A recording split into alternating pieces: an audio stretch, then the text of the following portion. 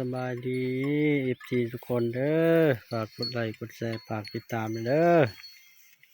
ฝากช่วยดันซองแหน่วันนี้ก็อัปเดตที่เขามาเลี้ยงควายมาเลี้ยงวัวทุ่งนา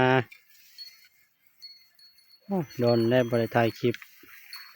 ยินบุญสุงเงือวันที่2มือซอดวันนี้วันที่5เลยได้ไปโอ้ยฮอนมานี่ฮอนลายโคตรหอนปลาที่ทอก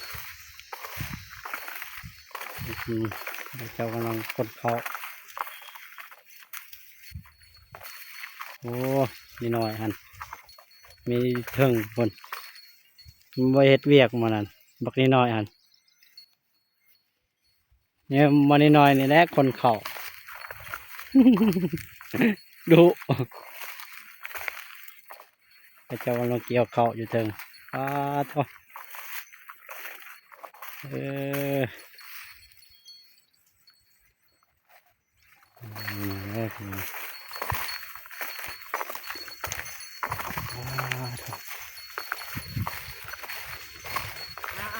เอาโมนี่บกเกี่ยวเขาเลาะเนื้อเลาะใจไอ้ว้าว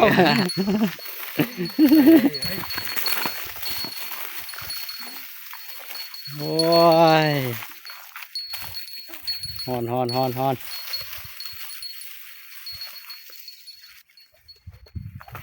โด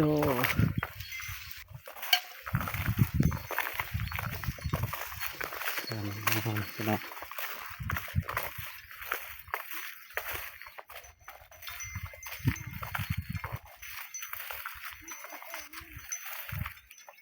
เท่าอ่อนนี่พี่น้องเอ้ยมาอัปเดตเสียงควายนี่ตรงนาลานสายมือเนาะมวยไทยจับโทรศัพท์ใครสนใจงัวควายติดต่อได้เลยเด้อคอมเมนต์ในคลิปนี้เดี๋ยวจะฝากเบอร์ให้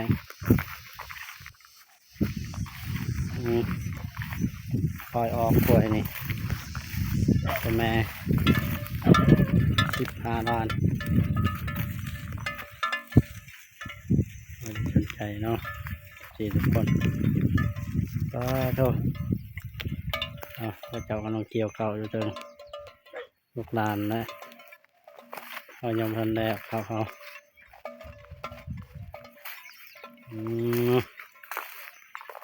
มันบรรยากาศเนาะที่ตรงอยู่นายอีกทีเอ้ยนี่สวยคือเขาที่ตรงอยู่นามาเบิ่งบรรยากาศฮอนมาเนี่ยฮอนลายมีบนชูเงือวันที่ฝนตกบ่แห้งพี่น้องเอ้ยตกแห้งพอดีอากาศเย็นสบายเป็นเล่นบนชูเงือครับอากาศแบบเย็นพอดีใส่ได้ในงานโอ้ครับบรรยากาศ